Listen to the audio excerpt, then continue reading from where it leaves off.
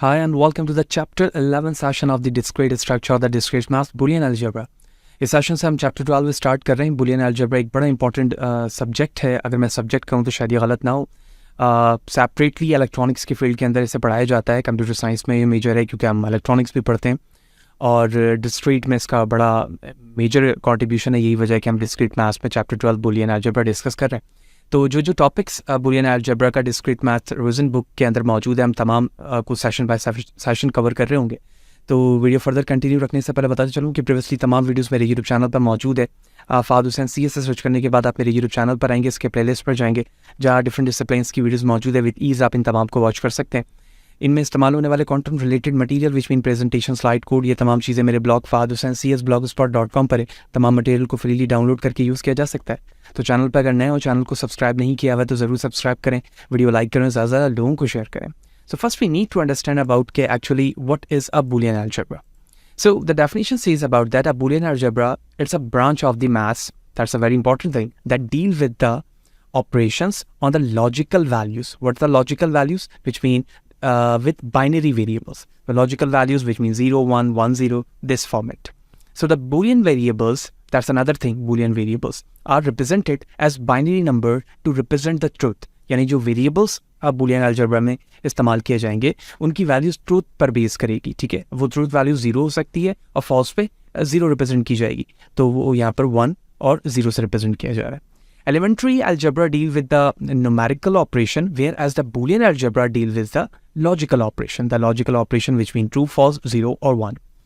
So the next thing is that the basic operation on the Boolean algebra. किस तरह के हम operation perform करते हैं. Normally conjunction, disjunction and negations को represent किया जाता है. These Boolean operations are expressed with the corresponding binary operators and or and the unary operator not, collectively referred to as a Boolean operators. तो इस Boolean algebra के अंदर 3 operations हम perform कर रहे होते हैं, conjunction, disjunction और negation. इसे and और not से represent किया जा रहा है और इसे जो है हम Boolean operator भी कह रहे होते हैं. इन सिंपलेस्ट अगर हम देखें पूरे Boolean algebra या Boolean functions में इस्तेमाल होने वाले ऑपरेटर को, वो 3 जिसे मैं प्लस, डॉट या फिर इस तरह के साइन से, जिसे मैं यहाँ पर कॉम्प्लीमेंट कह रहा हूँ. कॉम्प्लीमेंट को यू भी लिख सकते हैं और यू भी लिख सकते हैं.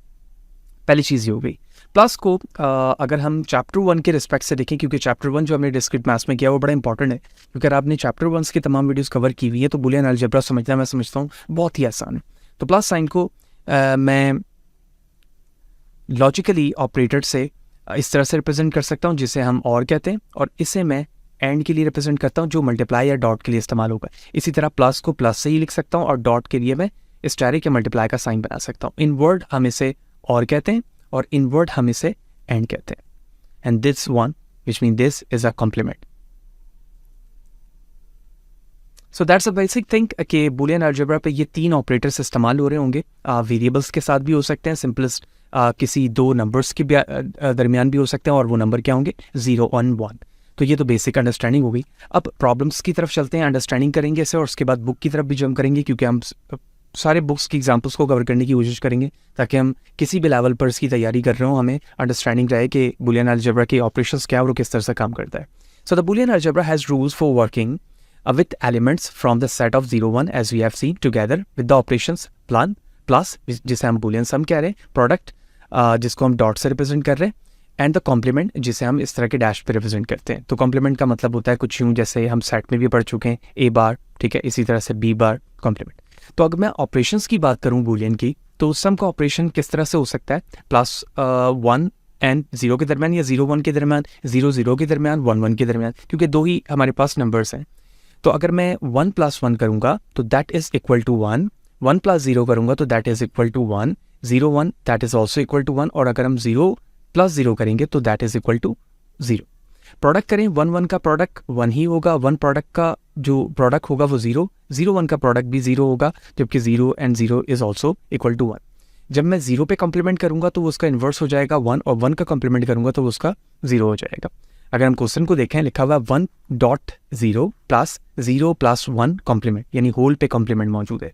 इस प्लस साइन का मतलब है कि यहाँ पर हम और ऑपरेशन इस्तेमाल कर रहे हैं, सॉरी, इस डॉट का मतलब जो है कि हम यहाँ पर एंड ऑपरेशन इस्तेमाल कर रहे हैं, और प्लस का मतलब है एंड. तो 1 + 0, 1.0 का मतलब यहाँ पर ये हुआ कि हम 0 कर रहे हैं, तो इसका रिजल्ट यहाँ पर क्या आ रहा है 0. तो क्या मैं इसकी जगह, इस पार्ट की जगह डायरेक्टली 0 लिख सकता हूँ? वो मैंने लिख दिया. प्लस, अब प्लस यहाँ पर तो 0 ऑलरेडी लिखा हुआ था.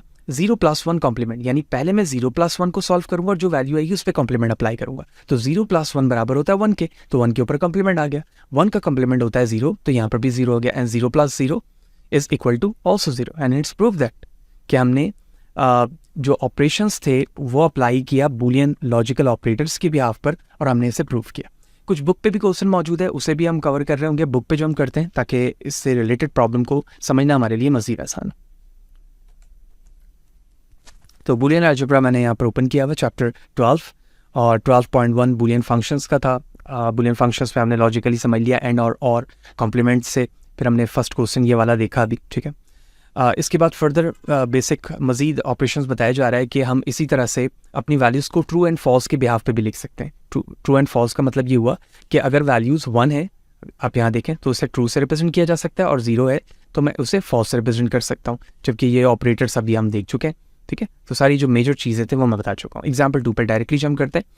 Translate 1 multiplier 0 plus 0 plus 1 complement is equal to 0, the equality found in example 1 as we have seen into a logical equivalence. Logical equivalence पे कन्वर्ट करने का मतलब ये है कि ये 1 किसके बराबर है भाई, t के, और ये f के, और डॉट का मतलब है लॉजिकल ऑपरेटर के बिहाफ पर एंड ऑपरेशन, ठीक है. ये वाला जो इन वर्ड यहाँ पे लिखा हुआ है एंड, तो ये बना दिया मैंने, ये पार्ट सेव हो गया.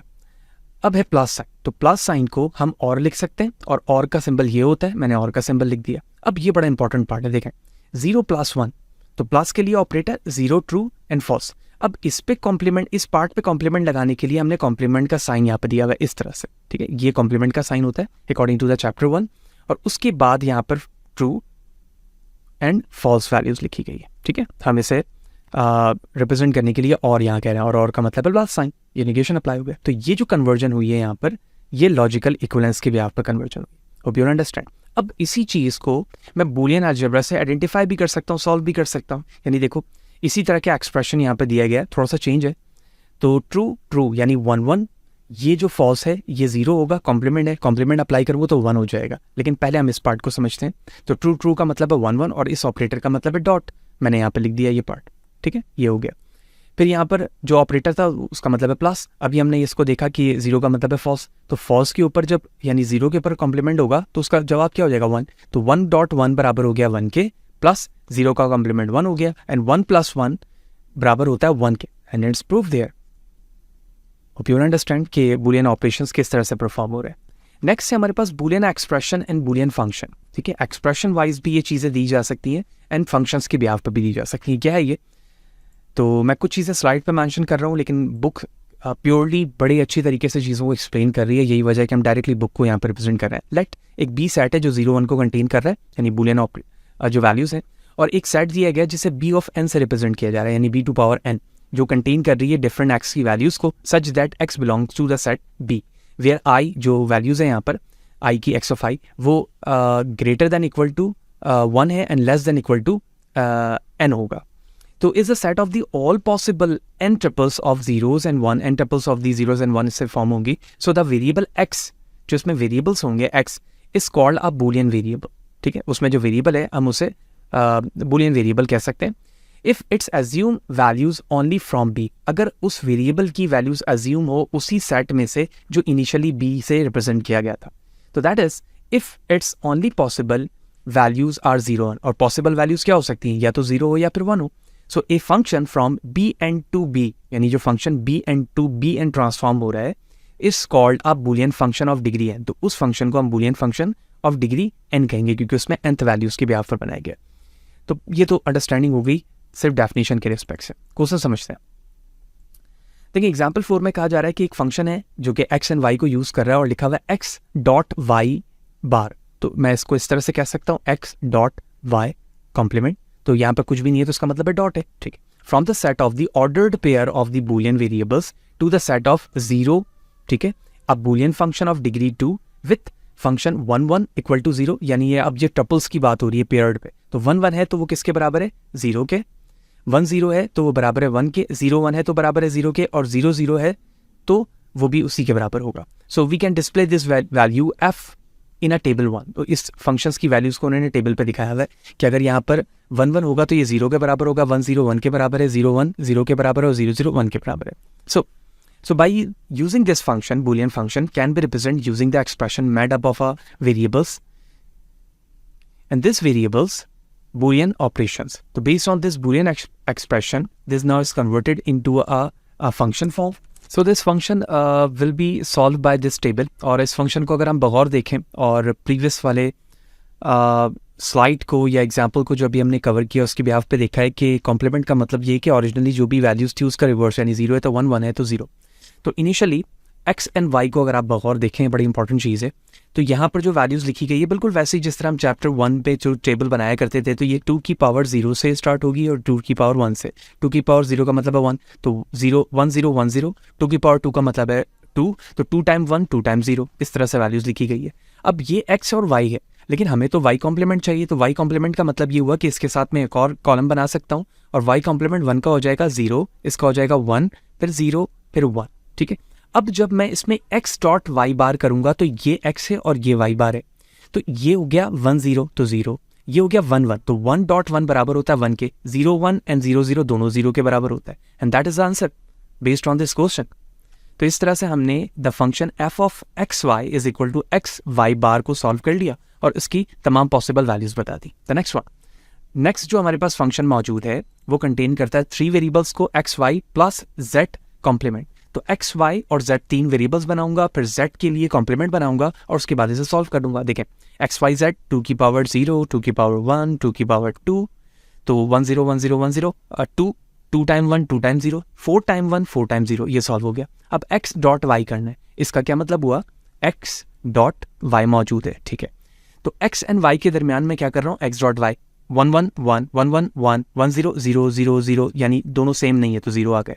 अब जेड का कॉम्प्लीमेंट 1 का 0 0 का 1 सारे आ गए. अब इन दोनों के दरमियान मुझे क्या करना है, प्लस. ठीक है, प्लस ऑपरेशन, यानी 1 0 के दरमियान 1 1 1 0 0 1 0 एंड सो ऑन. तो ये आ गया हमारे फंक्शन की तमाम possible value and let's prove that. ठीक है. तो पहली एग्जांपल के बिहाफ पर अब हमें किसी भी तरह का कोई variable in a form of the functions दिया जाएगा तो हम इसी तरह से ट्रूथ टेबल बनाएंगे, उसकी तमाम पॉसिबल वैल्यूज बता देंगे. That will be the solution. The example 6 is very important. Example 6 को सबसे पहले तो क्वेश्चन के रिस्पेक्ट से हम रीड करते हैं, उसके बाद फिर उस टेबल की तरफ जाएंगे. देखिए फंक्शन है 3 वेरिएबल्स के साथ एक्स वाई प्लस जेड. अब कहा जा रहा है कि जो ट्रांसफॉर्मेशन है फंक्शन की वो 3 डायमेंशन से 1 डायमेंशन की तरफ है, यानी B3 to B. और अगर आप एग्जाम्पल 5 को देखें तो can be represented by distinguish the vertices they correspond to the 3 tuples. अब यहाँ पर हम 3 टपल्स बना रहे हैं क्योंकि 3 वेरिएबल्स हैं. तो ये पॉसिबल वैल्यूज लिखी जा रही हैं 3 time 1 1 1 0 1 0 0 0 1 0 and 3 times 0. So f of x and y is equal to 1 as shown in a figure 1. तो figure 1 के अंदर x and y and z की जो वैल्यूज दी जा रही है वो 1 दी जा रही है. तो these vertices are displayed using a solid block circles. तो solid block circles क्यों बनाया हमने, क्योंकि ये 3 डायमेंशन है तो हमने 3 डायमेंशन इसके ब्लॉक दिखा. तो इन ट्रिपल्स को अगर हम 3D इमेज पे देखें तो वो फिगर 1 पे दिखाया जा रहा है 0 0 0 0 0 1 एंड सो ऑन. तो इस तरह के तमाम जो ज्वाइन वर्टिसेस हैं उन पे इनके नंबर्स दिखाए जा रहे हैं as like this one. But the important thing is that कि इस तरह के फंक्शंस को एक्सपेंड किस तरह से किया जाता है, इनके possible number of the functions किस तरह से बताए जाते हैं जिस तरह से ये ट्रांसफॉर्म हो रहा है. So the Boolean function f and g of n variables are equal if and only if the function of f containing b1 to bn and g containing b1 to bn. Whenever b1 to bn belongs to b, 2 different boolean expression. ठीक है, जब ये दोनों belong करेंगे तो 2 different boolean expression that are present and the same function are called the equivalent. जब वो same होंगे तो वो equivalent कहलाएंगे. तो for instance the boolean expression xy comma xy plus 0 and xy dot 1 are equivalent. कैसे?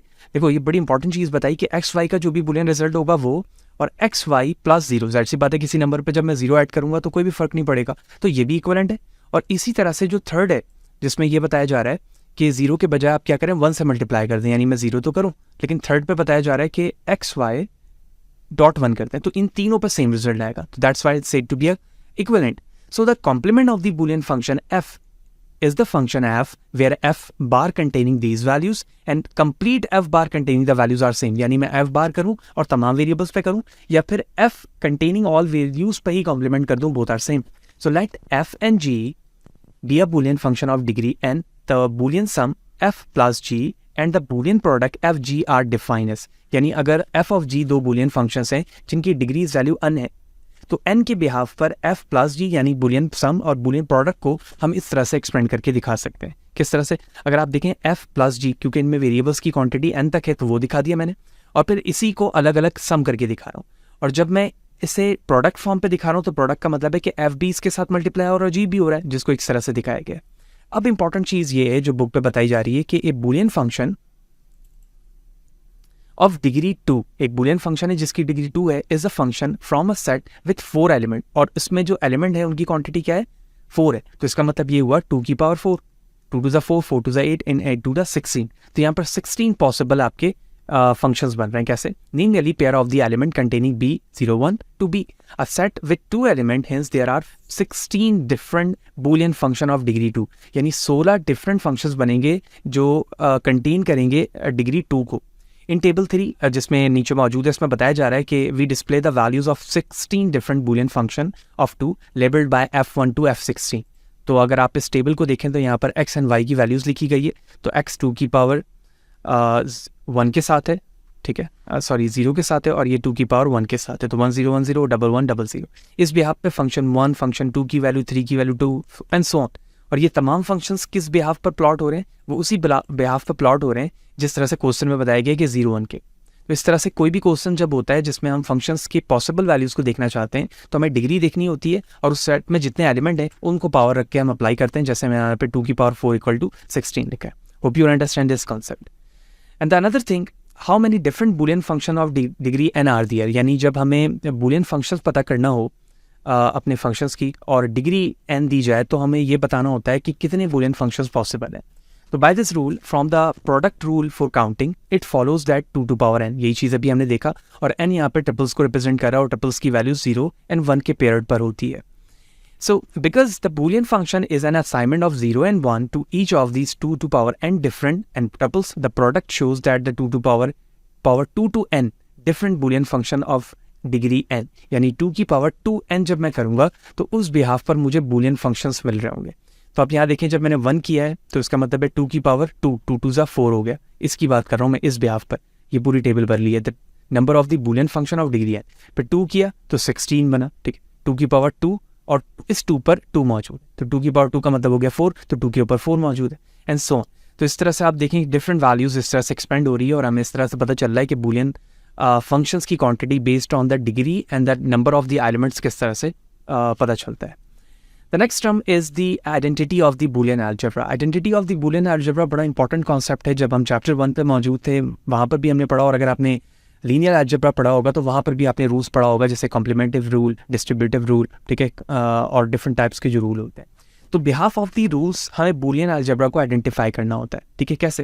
देखो, अगर इस तरह से क्वेश्चन दिया जाए तो क्या इस तरह की चीज़ वैलिडिटी रखती है, यानी ये वैलिड है या नहीं, यानी मैं y प्लस को y प्लस z करूँ और उसके बाद इसे x से मल्टीप्लाई कर लूँ, क्या ये बराबर आएगा x y के प्रोडक्ट के और z y के प्रोडक्ट के जब उन्हें ऐड किया जाए? तो इस चीज़ की वेरिफिकेशन उसी वक्त होगी जब हमें रूल्स दिया जाए. यानी एक तरीका तो ये है कि मैं ट्रूथ टेबल बनाऊं और उसके बाद इसे प्रूव करके बताऊं कि क्या ये चीज़ें इस तरह से प्रूव हो रही हैं कि मैं x निकालूं, फिर y निकालूं, फिर z निकालूं और उससे प्रूव करूं. पहले y प्लस z कर लूं और y प्लस z के बाद x ऑलरेडी मौजूद है और फिर इनका प्रोडक्ट निकालूं एज लाइक दिस, ठीक है, और जो भी आंसर आ रहा हो उसे इसके प्रोडक्ट के एडिशन से मैच करूँ. बेहतर तरीका यही है. लेकिन सबसे इंपॉर्टेंट चीज़ यहाँ पर बुक के मुताबिक ये है कि हमें ये बूलियन आइडेंटिटीज़ का पता हो कि बूलियन आइडेंटिटीज़ क्या है. तो नेक्स्ट सेशन पे डिस्कस करते हैं बूलियन आइडेंटिटीज़ क्या है और उसे किस तरह से वेरीफाई किया जाता है. इस सेशन पे इतनी ही, होपफुली सारी चीज़ें क्लियर होंगी. फिर भी अगर कोई सवाल है, कोई चीज़ समझ में ना आई हो, कमेंट सेशन पे ज़रूर पूछें. कोशिश करूँगा सवाल से आपको बर वक्त जवाब दे सकूँ. वीडियो चली है तो लाइक करें, ज़्यादा लोगों को शेयर करो, इसी तरह से जुड़े रहें. नेक्स्ट सेशन पर मिलते हैं. सी यू देयर.